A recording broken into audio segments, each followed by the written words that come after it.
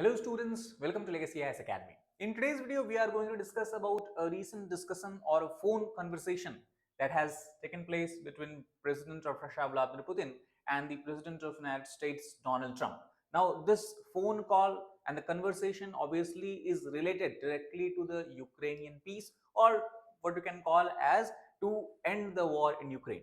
Now, apart from rattling nerves in the European Union countries, where most of the European Union countries fear that Europe entirely can be sidelined in this peace negotiation, and even many times people are scared that even Ukraine can be sidelines as far as the negotiation is concerned.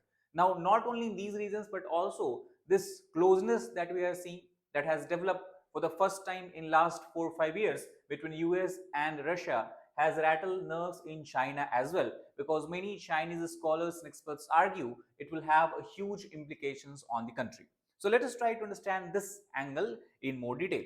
So to give you the context of this particular topic first, US President Trump and Russia's President Putin held a phone conversation earlier this week, and Europe has reacted with alarm and degree of disbelief. The reason is because it believes that now President Trump is trying to bring Saudi Arabia as a main mediator apart from US in the Russia-Ukraine war, and US, many European allies and the countries such as France, Germany, and even you talk about the Secretary General of NATO, they have stated that United States alone cannot hammer out a peace deal directly with Putin without including its European allies. So this is a fear, a concern that Trump has basically spread in the European Union. Now, apart from that, how is China reacting to this particular development, and where do Beijing's interests lie in this rapidly changing situation? Let us try to examine in detail.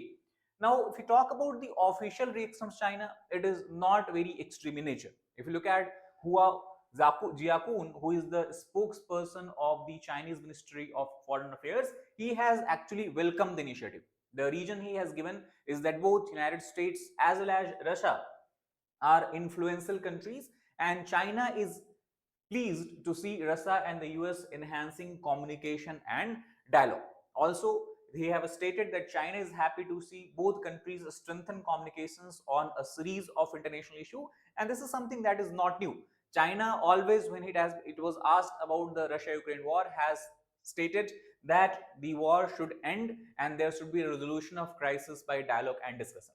Also, China supports all efforts conducive to a peaceful resolution of the crisis, and that is why they support and welcome this initiative. Now, this is obviously the official version of the China.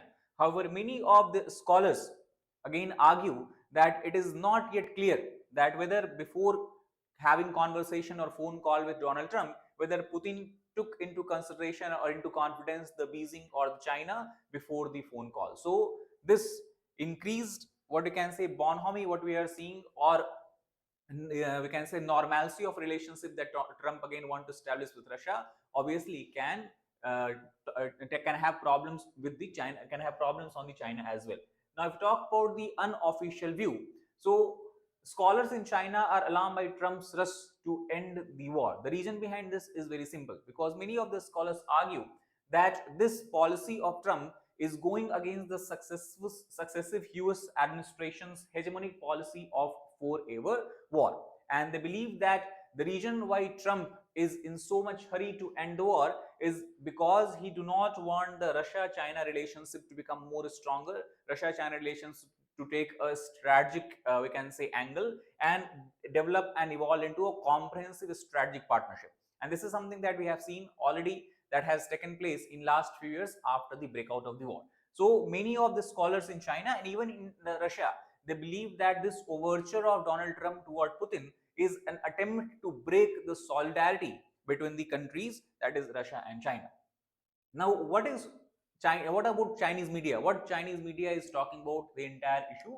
So, first of all, Chinese media, the main agency that we have in China that we can talk about is the Xinhua News Agency.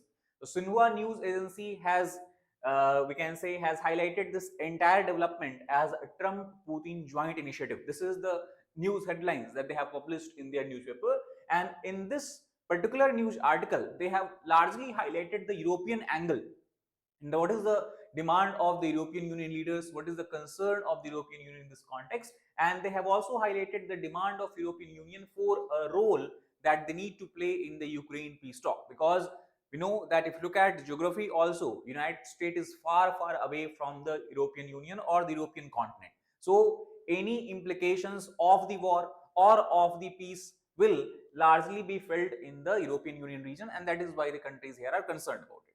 Second, also the Xinhua News Agency has highlighted we can say the statement that has come from the European Union leaders, where they have stated that Ukraine's security is Europe's security, and that makes sense because obviously due to the geographical proximity. Second, if there is a discussion about Ukraine's security, Europe is concerned. If there is discussion about Europe's security, it also involves Ukraine. So this is a clear-cut stand and demand of European leaders that they cannot be sidestepped, they cannot be sidelined.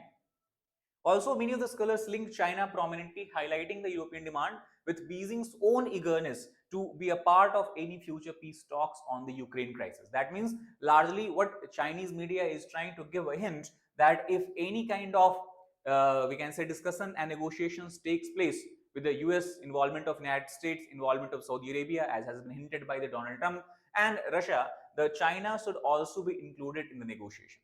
This also is because China is trying to increase its geopolitical stature, and recently if we talk about, it has been evident also in the Saudi-Iran rapprochement that China has largely brokered the peace deal. We can say that China has largely broken. So similar kind of role it also wants to play in the European Union between Russia and Ukraine as well. So this is what you can call as the indirect hint being given by the China. That is one of the view. Now, if we talk about the importance of the Sino-Russia relation just after the breakout of the war, so see, the first thing that we have to understand that after Russia invaded Ukraine, the Western countries led by United States has heavily put a lot of sanctions on it. Before 2021, North Korea was the country that was heavily sanctioned by the West, and after 2021, the Russia became the highest or heavily sanctioned country in the entire world. And many of the experts, whether it is the security expert, whether it is the economic experts, in the initial phase of war, they believe that it will break the back of Russia by draining its economic resources, and Russia will not be able to fund the war because it will not be able to get the revenue for it. However, due to the help and indirect support provided by China, Russia obviously has felt the impact of war, but not to the extent that earlier people thought the Russia will have to face. Now, following the implementation of international sanctions during the Russia-Ukraine war, China provided economic relief to the Russia. And the example of this we can see from the fact that if you compare the trade volume between both countries, in 2022 it was just $190 billion, and it tremendously, we can say, it climbed up to $240 billion by the end of year 2024. Not only that, China accounted for almost 40% of Russia's import, and most of these were crude oil and natural gas. If you compare the 2 years, one before the war and one after the war, we can see there has been a 78% jump in the total amount of crude oil that was imported by China from Russia. In the 2020-2021 year, it was $8.8 billion of the crude oil China imported, while in 22-23, it climbed up to $15.7 billion. Now, similar kind of trend we see in the case of India also, where Russia became the largest supplier of crude oil to India. So because of its supply of oil and gas, that is the biggest natural reserve that Russia has, and also it is one of the largest sources of revenue for the country, it has been able to weather the sanctions and the effect of the sanctions that were imposed on it by the Western powers after the breakout of the war. Also, if we talk about China, it stood as Russia's leading supplier of high-tech and digital products, because one of the major impact of sanctions on Russia was it was unable to import any of these kind of technology or digital product from the Western countries. Many of the Western high-tech companies, retail chain companies talk about, they have to withdraw from the Russian market, and Chinese companies gradually began to conquer the Russian market step by step. So it has also led to increase in the overall investment by the Chinese companies into the Russian market. Now, obviously, if suppose as a result of the peace talks in coming few years, or even say let us by the end of the decade, if the normalcy can be restored between the Russia and the Western countries ties, the country that will be negatively impacted will be none other but the China itself. So that is the point of concern that Chinese scholars are trying to argue about. Now the question is that why is Trump in so much hurry to end the Ukraine war? So this we can also understand from the fact that even before becoming the president of the United States. He has given a statement many times that he want to become a deal breaker, he want to become a peacemaker in the context of the geopolitical rivalries and the geopolitical fights that we are seeing across the world. And even during his swearing in ceremony, he has stated that he want to leave his legacy as a president of United States as the one who was a peacemaker. He want to withdraw United States from all kind of war where US does not have any kind of business. So that is one of the logic or one of the rationale at which he is working about.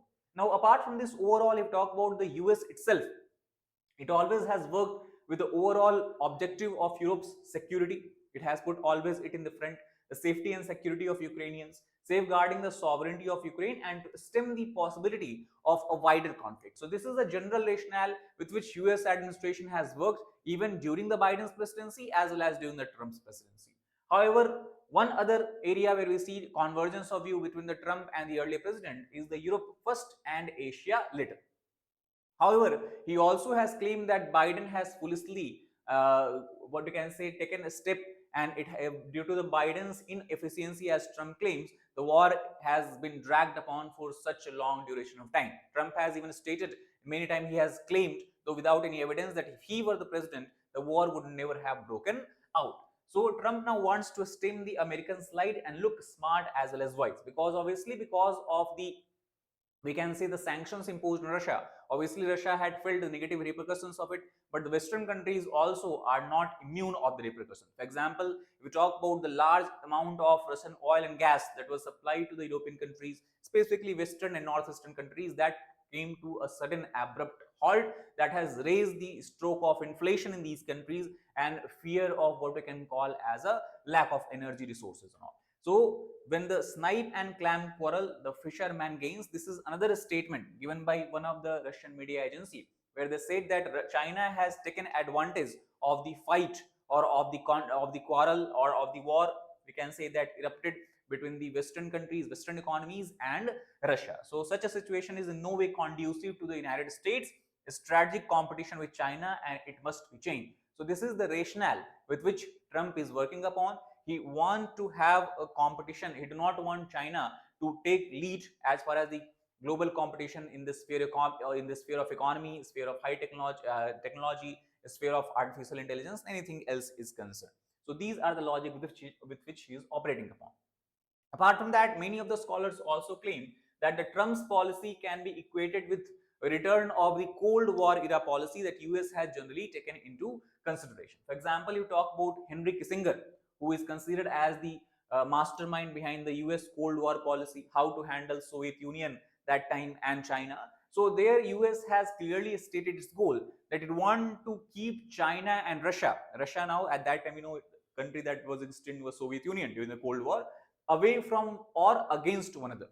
And also, Washington cannot simultaneously be hostile to Russia and China. And this is something that Trump also is trying to convey, a kind of message by his policy, by his overtures to Putin. And this is not only the Chinese that are saying this. Even recently, we talk about Alexei Pushkov, who is advisor to the president of Russia, Vladimir Putin. He also has stated that by returning Russia to G8, that is one of the proposals Trump has put. We know that G8 was the country that were having largely a number of Western countries along with Russia. After that, Russia was expelled from it due to its annexation of Crimea in 2014, and then it became G7. So Trump has proposed that why Russia should not be brought back again.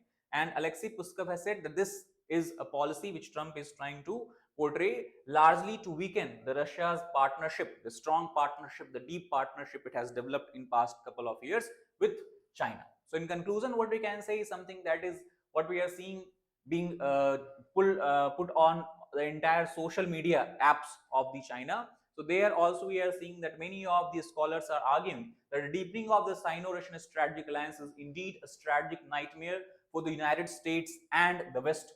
Trump is very clear about this. He has repeatedly accused the Biden administration of foolishly squeezing China and Russia together and has vowed to break up the Sino-Russian alliance. So this is what we can see is a viewpoint coming from China, at least the unofficial view of the entire development that has taken place in last few weeks. So that is all about this particular video. If you like the video, please hit the like button, share it with your fellow aspirants, as well as subscribe to our channel for more such helpful content. Thank you very much.